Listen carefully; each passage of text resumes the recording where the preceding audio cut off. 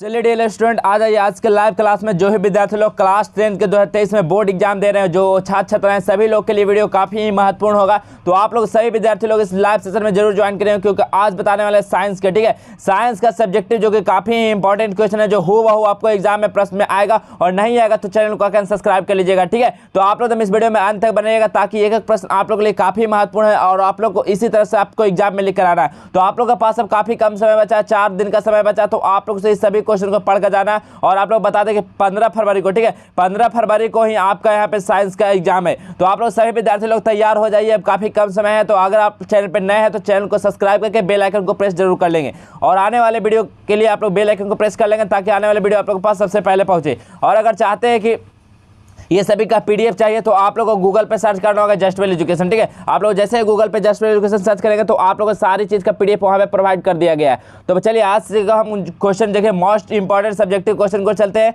जो कि प्रकाश का प्रवर्तन अपवर्तन का, ठीक है। तो चलिए पहला क्वेश्चन देखिए, क्या पहला क्वेश्चन है, क्रांति कोण किसको कहते हैं हम लोग, बताइए क्रांति कोण किसे कहते हैं, ठीक है। बहुत सारे विद्यार्थी लोग इस वीडियो में नए होंगे, तो आप लोग इस वीडियो में अंत तक बनेंगे, ताकि अगर एक बार इस प्रश्न को देख लेते तो आप लोग को याद हो जाएगा और एग्जाम हॉल में आप लोग खुद से लिख पाएंगे, ठीक है। तो क्रांति कोण किसे कहते हैं, तो बताइए क्रांति कोण किसको कहते हैं। तो जब प्रकाश की किरण सघन माध्यम से विरल माध्यम में प्रवेश करती है, क्या करती है, जब प्रकाश की किरण कोई सरल सघन माध्यम से विरल माध्यम में प्रवेश करती है तो वह अभिलंब से क्या होती है, दूर हटती है। अर्थात विरल माध्यम में बिना पतित कोण सघन माध्यम में बने आपतित कोण से बड़ा होता है। यदि विरल माध्यम में बना पतित कोण एक समकोण समान हो जाए तो इसके सापेक्ष सघन माध्यम में बना आपतित कोण क्रांति कोण कहलाता है। क्या कहलाता है कि जब प्रकाश किरण अगर सघन माध्यम से विरल माध्यम में प्रवेश करा और अभिलंब से वो दूर हटेगा तो विरल माध्यम बना आपतित कोण क्या होता है, सघन माध्यम से बने आपतित कोण से बड़ा हो जाता है। और यदि विरल माध्यम में बना आपतित कोण एक समकोण के समान हो जाए तो उसके सापेक्ष सघन माध्यम में बना आपतित कोण क्या होता है, क्रांति कोण कहलाता है, ठीक है। तो आप लोग ये सभी क्वेश्चन 2 मार्क्स का देखिए ये क्वेश्चन है, तो आप लोग आसानी से लिख पाएंगे क्रांति कोण क्या होता है। ये एग्जाम में हमेशा बार बार पूछा जाता है बोर्ड का एग्जाम में, ठीक है विद्यार्थी। चलिए नेक्स्ट क्वेश्चन को चलते हैं। नेक्स्ट क्वेश्चन क्या, पेरिस्कोप किसे कहते हैं, ठीक है, पेरिस्कोप किसे कहते हैं और इसका क्या उपयोग है। 5 नंबर का क्वेश्चन, बताइए पेरिस्कोप किसे कहते हैं और इसका क्या उपयोग है। तो पेरिस्कोप एक यंत्र है, क्या है पेरिस्कोप, क्या है, एक यंत्र है जिसके द्वारा हम अपनी छिपी हुई वस्तुओं को देख सकते हैं। किसको, कोई भी वस्तु अगर छिपा हुआ है उसको हम लोग देख सकते हैं इस स्कोप के द्वारा। जैसे सैनिक खाइयों में छिपकर मैदानी पहाड़ों को देख सकते हैं, ठीक है। सैनिक क्या होता है, खाई में छिपकर मैदानी पहाड़ों को देख सकते हैं, और पनडुब्बियों में बैठे समुद्र सैनिकों समुद्र तल का पर्यवेक्षण कर सकते हैं। किसी धुंध वाले दिन को अवरक्त फोटोग्राफिक भी इसकी सहायता से की जा सकती है। पेरिस्कोप समतल दर्पणों की सहायता से बनाए जाते हैं। किसके सहायता से बनाए जाते हैं, तो समतल दर्पण से बनाए जाते हैं, जो प्रकाश के परिवर्तन सिद्धांत प्रकार करते हैं। उच्च कोटि का पेरिस्कोप में प्रिज्मों का प्रयोग होता है, ठीक है, जिसका उपयोग भी देखिए इसमें लिखा गया, और पेरिस्कोप किसे होता है ये भी लिखा गया। तो आप लोग इसको आसानी से अगर एक बार पढ़ लेते तो आप लोग अपने लैंग्वेज में जरूर बोर्ड एग्जाम में लिखेंगे। चलिए नेक्स्ट क्वेश्चन देखिए, क्या समतल दर्पण में बनने वाले प्रतिबिंब की विशेषता लिखिए।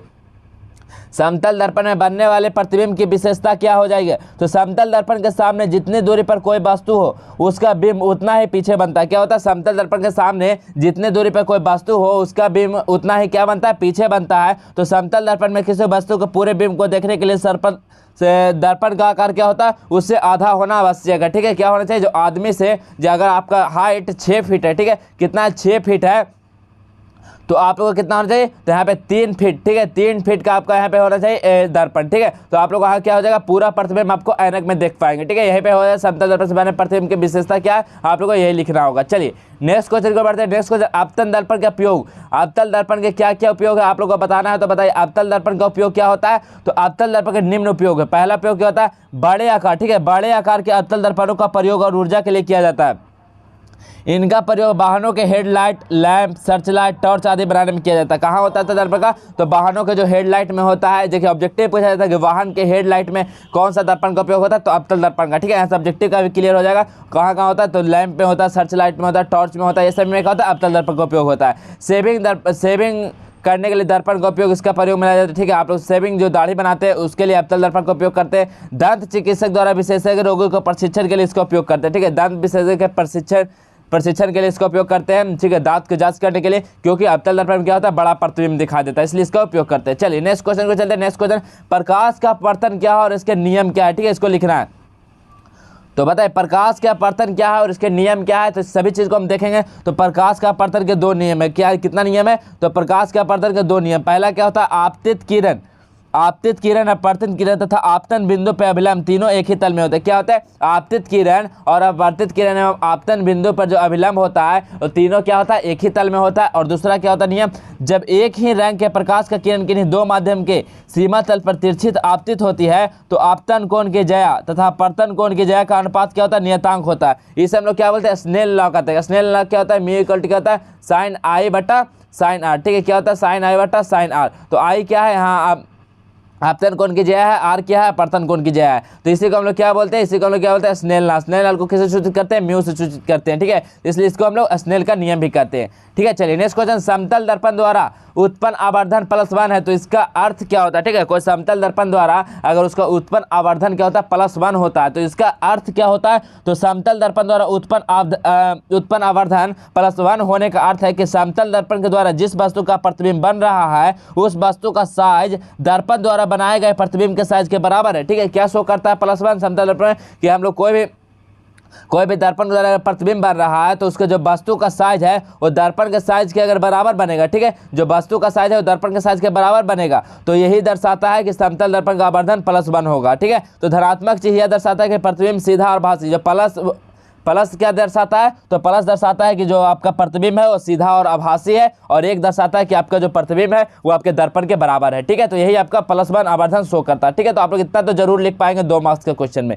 चलिए नेक्स्ट क्वेश्चन, उत्तल लेंस के दो उपयोग को बताना। ठीक है, बहुत ही इजी और शानदार क्वेश्चन जो हमेशा बोर्ड एग्जाम में ये सभी क्वेश्चन आता है और इस बार भी आएगा। ठीक है, तो आप लोग 100% आप लोग नोट कर लीजिए, सभी क्वेश्चन आपके लिए काफी मोस्ट इंपॉर्टेंट है।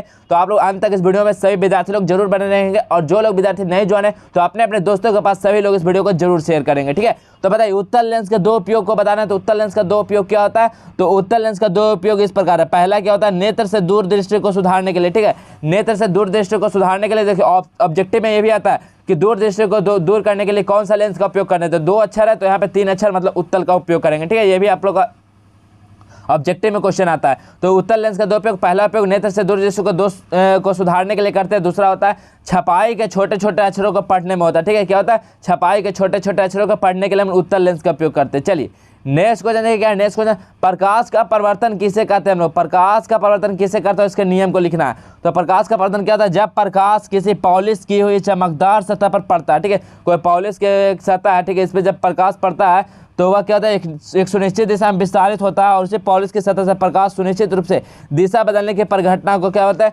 परिवर्तन कहते हैं। ठीक है, क्या होता है, परिवर्तन कहते हैं। ठीक है, तो इसका नियम क्या है, प्रकाश के परिवर्तन के 2 नियम है। पहला नियम क्या होता है, आपतित किरण दर्पण के आपतन बिंदु पर अभिलंब तथा परिवर्तन किरण एक ही तल में होते हैं, और परिवर्तन कोण क्या होता है, सदैव आपतन कोण के बराबर होता है। यही क्या होता है, प्रकाश का परिवर्तन का नियम होता है। ठीक है, तो आप लोग याद रखेंगे। चलिए नेक्स्ट क्वेश्चन, क्या, दिए गए उत्तल लेंस, ठीक है, क्या है, देखिए दिए गए उत्तल लेंस आपतन लेंस एवं कांच की एक वृत्ताकार पटिया की सतह को छुए बिना उनके पहचान आप लोग कैसे करेंगे। ठीक है, कोई उत्तल लेंस और अपतल लेंस है कांच के एक वृत्ताकार, तो उसके पट्टी के सतह को बिना छुए हुए आप कैसे पता लगाएंगे कि वह उत्तल लेंस है या अपतल लेंस है। ठीक है, तो कैसे पता लगाना है, तो देखिए यहाँ पे आंसर लिखा गया उत्तल लेंस। ठीक है, क्या होता है, उत्तल लेंस अपतल लेंस तथा कांच की पटिया को मुद्रित अक्षरों के ऊपर रखकर उठाने से यह अक्षरों का आकार बढ़ता हुआ दिखाई देता है, वह उत्तल लेंस होगा। और यदि अक्षरों का आकार छोटा दिखाई देता है तो वह क्या हो जाएगा, अपतल लेंस हो जाएगा। और यदि अक्षरों का आकार समान रहे तो वह कांच की वृत्ताकार पटिया होगी, मतलब वह समतल लेंस हो जाएगा। ठीक है, इसी प्रकार का आप लोग देख पाएंगे। चलिए नेक्स्ट क्वेश्चन देखिए, हमें वाहनों में उत्तल दर्पण को पृष्ठ दृश्य देखने के लिए, मतलब पीछे का दृश्य देखने के लिए वरीयता क्यों देते हैं, क्यों उसका ज़्यादा महत्व देते हैं कि हाँ हम लोग को जो गाड़ी का जो साइड मिरर रहता है उसमें हम उत्तल दर्पण लगाएं। क्यों, क्योंकि उत्तल दर्पण को पृष्ठ दृश्य दर्पण के रूप में इसलिए वरीयता देते हैं क्योंकि वह सदैव सीधा प्रतिबिंब बनाता है। क्या बनाता है, वो हमेशा क्या दिखता है, तो सीधा प्रतिबिंब बनाता है। इसका दृष्टि क्षेत्र भी बहुत अधिक होता है। ठीक है, ये दूर दूर तक आपको उस साइड मिरर में कवर करेगा, क्योंकि ये बाहर की ओर वक्रीय होता है। ठीक, क्या होता है, क्योंकि बाहर की ओर क्या होता है, उभरा होता है। ठीक है डियर, चलिए नेक्स्ट क्वेश्चन को चलते हैं। नेक्स्ट क्वेश्चन क्या है, उत्तल लेंस को अभिसारी लेंस क्यों कहा जाता है, बताइए। उत्तल लेंस को अभिसारी लेंस क्यों कहते हैं, उत्तल लेंस को अभिसारी लेंस क्यों कहा जाता है, तो उत्तल लेंस के द्वारा आपतित समांतर किरणें अपवर्तन के फलस्वरूप एक बिंदु पर मिलती है, यानी उत्तल लेंस प्रकाश की समांतर किरणों को भी अभिसारित करता है। अतः उत्तल लेंस को इसी गुण को क्या बोलते हैं हम लोग, अभिसारी लेंस बोलते हैं। ठीक है, तो बस आप लोगों को इतना लिख कर आना है विद्यार्थी, अपने लैंग्वेज में जैसे भी लिखना आप लोग को लिख लेना। अगर इस वीडियो में अंत तक बने थे तो आप लोग को सारा प्रश्न तो समझ में आ जाएगा, तो अपने भाषा में तो आप लोग जरूर बोर्ड एग्जाम में लिख पाएंगे। चलिए नेक्स्ट क्वेश्चन को चलते हैं। नेक्स्ट क्वेश्चन क्या है, देखिए नेक्स्ट क्वेश्चन है उत्तल दर्पण तथा अवतल दर्पण में अंतर लिखना। ठीक है, उत्तल दर्पण और अवतल दर्पण में अंतर लिखना मोस्ट VVI क्वेश्चन हमेशा बोर्ड एग्जाम में आएगा, और इस बार भी 100% ये क्वेश्चन आपका आएगा बोर्ड एग्जाम में।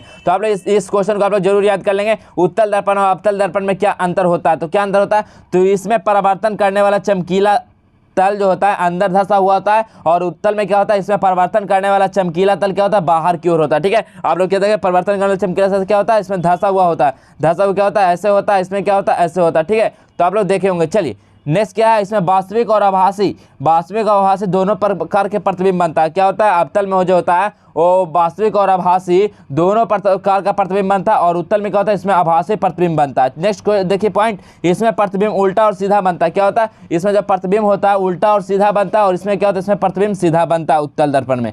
चलिए नेक्स्ट क्वेश्चन देखिए, नेक्स्ट पॉइंट देखते हैं। नेक्स्ट पॉइंट क्या है,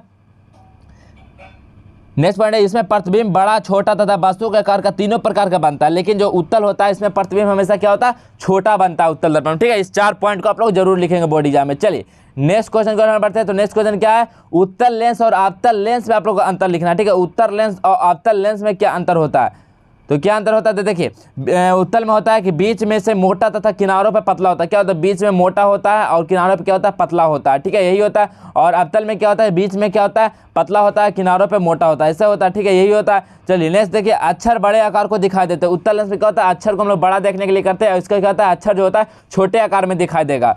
प्रकाश की किरणों एक बिंदु से केंद्रित होता है। इसमें जो उत्तल दर्पण होता है क्या होता है, प्रकाश का जो एक बिंदु है एक केंद्र से क्या होता है, परिवर्तित होता है, लेकिन यहाँ प्रकाश किरण पुंज से बिखेर देता है। नेक्स्ट क्वेश्चन, वस्तु का प्रतिबिंब वास्तविक, आभासी तथा उल्टा बनता है, लेकिन अवतल लेंस में क्या होता है, वस्तु का जो प्रतिबिंब होता है आभासी तथा सीधा बनता है। ठीक है डियर, तो आप लोग इस 4 पॉइंट जो बताएं। चलिए 5वां पॉइंट को हम लोग देखते हैं। तो 5वां पॉइंट क्या हो जाएगा इसमें, तो देखिए लेंस को बाएं तरफ हिलाएं तो प्रतिबिंब दाएं तरफ गति करता है। ठीक है, अगर आप लोग जो उत्तल लेंस को अगर हिलाएंगे बाएं तरफ, तो ये क्या प्रतिबिंब जो बनेगा दाएं तरफ बनेगा। लेकिन आप लोग देखिएगा अगर अवतल में तो लेंस को बाएं तरफ हिलाएंगे तो प्रतिबिंब क्या होगा, बाएं तरफ ही हटेगा। ठीक है, इसका फोकस दूरी क्या होता है, धनात्मक होता है, लेकिन अगर अवतल लेंस की बात किया जाए तो इसका फोकस दूरी ऋणात्मक होता है। ठीक है, तो इस पॉइंट को आप लोग लिखेंगे। चलिए नेक्स्ट क्वेश्चन, वास्तविक तथा आभासी प्रतिबिंब में क्या अंतर होता है, वास्तविक और आभासी प्रतिबिंब में क्या अंतर होता है, तो पहला देखिए पॉइंट हो जाएगा, वास्तविक प्रतिबिंब को पर्दे पर प्राप्त किया जा सकता है, लेकिन आभासी प्रतिबिंब को हम लोग क्या करते हैं, पर्दे पर प्राप्त नहीं कर सकते। ठीक है डियर, पहला पॉइंट। नेक्स्ट पॉइंट, वास्तविक प्रतिबिंब क्या होता है, सदैव उल्टा होता है, लेकिन हमेशा आभासी प्रतिबिंब क्या होता है, हमेशा सदैव सीधा होता है। यहाँ से बात किया जाए वास्तविक प्रतिबिंब क्या होता है, तो वास्तविक प्रतिबिंब दर्पण के आगे बनता है, लेकिन आभासी प्रतिबिंब क्या होता है, आभासी प्रतिबिंब दर्पण के पीछे बनता है। ठीक है, तो इस 3 पॉइंट को लिखेंगे, वास्तविक और आभासी प्रतिबिंब में अंतर पूछा जाए तो। चलिए नेक्स्ट क्वेश्चन को चलिए। नेक्स्ट क्वेश्चन, प्रकाश का परावर्तन किसे कहते हैं, इसके नियम को आप लोग अभी बताए थे क्वेश्चन। चलिए हम लोग नेक्स्ट क्वेश्चन को चलते थे। प्रकाश का प्रकीर्णन से आप क्या समझते हैं, ठीक है, प्रकाश का प्रकीर्णन से आप लोग क्या समझते हैं, तो प्रकाश का प्रकीर्णन क्या होता है कि जब प्रकाश किसी ऐसे माध्यम से गुजरता है जिसमें धूल तथा अन्य पदार्थों का अत्यंत सूक्ष्म कण होते हैं, तो इसके द्वारा प्रकाश सभी दिशाओं में प्रसारित हो जाता है, इस प्रकाश प्रकीर्णन कहते हैं। इसे हम लोग क्या बोलते हैं, प्रकाश का प्रकीर्णन बोलते हैं। किसको, जब प्रकाश किसी माध्यम से गुजरता है तो वहाँ पे धूल एवं अन्य पदार्थ जो क्या होता है, अत्यंत छोटा छोटा कण में होता है, जिसके कारण प्रकाश जो होता है बहुत सारे दिशाओं में क्या होता है, प्रसारित हो जाता है। इसी को हम लोग प्रकाश का प्रकीर्णन कहते हैं। और सूर्य के प्रकाश के प्रकीर्णन के कारण आकाश का रंग नीला दिखाई देता है। क्या होता है, सूर्य के प्रकाश के प्रकीर्णन के कारण क्या होता है, आकाश जो आपको दिखता है वो नीला दिखाई देता है। ठीक है, तो यही होता है प्रकाश का प्रकीर्णन। नेक्स्ट क्वेश्चन, प्रकाश का अपवर्तन का नियम को लिखना है। तो प्रकाश का अपवर्तन का नियम क्या होता है, तो प्रकाश जब क्या होता है, एक माध्यम से दूसरे माध्यम में जाने पर उसके दिशा में होने वाली परिवर्तन की घटना को हम लोग प्रकाश का अपवर्तन कहते हैं। इसका क्या होता है, इसका 2 नियम होता है। पहला नियम होता है आपतित किरण, अपवर्तित किरण और आपतन बिंदु पर अभिलंब क्या होता है, तीनों एक ही तल में होता है। और दूसरा क्या होता है नियम, प्रकाश के किसी खास रंग के लिए आपतन कोण की जया और अपवर्तन कोण की जया एक निश्चित अनुपात में होता है, जिसे हम लोग क्या बोलते हैं, अपवर्तनांक बोलते हैं। और इस नियम को हम लोग स्नेल लॉ कहते हैं। ठीक है, स्नेल लॉ करते हैं, म्यू इक्वल टू क्या होता कहते हैं, साइन आई बटा क्या होता है, साइन आर कहते हैं। ठीक है, तो चलिए नेक्स्ट क्वेश्चन बढ़ते हैं। नेक्स्ट क्वेश्चन क्या, अपवर्तनांक को प्रसारित करे होइरा का अपवर्तनांक 2.42 है, तो इसका कथन क्या अभिप्राय है। ठीक है, क्या अभिप्राय बताना है। तो अपवर्तनांक क्या होता है, तो किसी माध्यम में अपवर्तनांक की परिभाषा निर्वात में प्रकाश और माध्यम में प्रकाश के चाल के अनुपात को रूप में दी जाती है। क्या होता है, तो देखिए अपवर्तनांक म्यू इक्वल टू क्या होता है, सी बटा भी होता है, ठीक है। म्यू इक्वल टू अपवर्तनांक क्या होता है, जो निर्वात में प्रकाश की चाल होता है और माध्यम प्रकाश की चाल होता है, इसके क्या होता है, रेशियो होता है, उसी को हम लोग बोलते हैं अपवर्तनांक बोलते हैं, ठीक है। तो यहाँ पे देखिए हवा में प्रकाश का वेग की अपेक्षा हीरे में प्रकाश का वेग क्या होता है, कम होता है। तो अतः हवा में चलने वाली प्रकाश की किरण हवा में प्रवेश करने वाले अभिलंब की ओर झुक जाती है। तो देखिए अपवर्तनांक इक्वल टू क्या था, प्रकाश का वेग बटा हीरे का प्रकाश का वेग। तो यहाँ पे देखिए हीरे का अपवर्तनांक निकालेंगे तो हवा में प्रकाश का वेग बटा हीरे में प्रकाश का वेग। तो यहाँ देखिए हीरे का अपवर्तनांक आप लोग दिया गया कितना 2.42 और हवा में प्रकाश का वेग आप लोग जानते हैं क्या होता है 3 × 10⁻8 मीटर पर सेकंड होता है, ठीक है, इतना होता है। तो यहाँ पे लग देंगे तो यहाँ क्रॉस मल्टीप्लाई कर लेंगे तो यहाँ से देखिए आप लोग का जो निकल के आ जाएगा हीरे में प्रकाश का वेग कितना आ जाएगा 1.24 × 10⁸ मीटर पर सेकंड। ये क्वेश्चन आप लोग 100% आप लोग लिख लीजिए। अगर ये क्वेश्चन आपका बोर्ड एग्जाम में नहीं आएगा तो चैनल को आकर सब्सक्राइब कर लीजिएगा। ये क्वेश्चन 100% क्या 101% आपको इस बार क्वेश्चन में ये आएगा कि अगर हीरे का अपवर्तनांक दिया गया है या आपका कांच का अपवर्तनांक दिया गया, इस प्रकार का आपका रह सकता है। चलिए नेक्स्ट क्वेश्चन देखिए, सामान्य नेत्र, ठीक है, क्या है, सामान्य नेत्र 25 सेंटीमीटर से निकट रखे वस्तुओं का सुस्पष्ट क्यों नहीं देख पाते, बताइए। सामान्य नेत्र 25 सेंटीमीटर से निकट रखे वस्तुओं को हम लोग सुस्पष्ट क्यों नहीं देख पाते हैं। तो 25 सेंटीमीटर की दूरी पर रखे वस्तुओं को आंख स्पष्ट रूप से देखता है, लेकिन 25 सेंटीमीटर से कम रखे वस्तु को आप लोग प्रतिबिंब दृष्टिपटल पर स्पष्ट रूप से नहीं बनता है, अतः मानवों में स्पष्ट रूप से नहीं देख पाता है, ठीक है। ऑब्जेक्टिव में पूछा जाएगा कि मानव के लिए निकट दृष्टि